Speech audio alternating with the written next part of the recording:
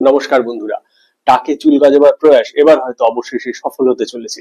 National Taiwan ইউনিভার্সিটির একদল গবেষক প্রাকৃতিক ফ্যাটি অ্যাসিড থেকে এমন এক ধরনের চুল গজাবার সিরাম আবিষ্কার করেছে যা মাত্র 20 দিনে মাথায় সফলভাবে চুল ফিরিয়ে আনছে। এই সিরামটি মাথার ত্বকের ফ্যাটি কোষগুলিকে উদ্দীপিত করে সুপ্ত হেয়ার ফলিকলস গুলিকে পুনরুজ্জীবিত করার মাধ্যমে কাজ করে।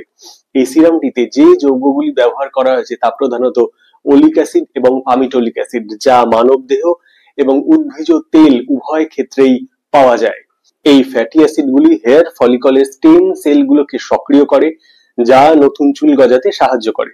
যদিও এখনো পর্যন্ত এটা শুধুমাত্র ইঁদুরের উপরই পরীক্ষা করা হয়েছে এবং প্রত্যেক ক্ষেত্রেই ফল আশানুরূপ হয়েছে।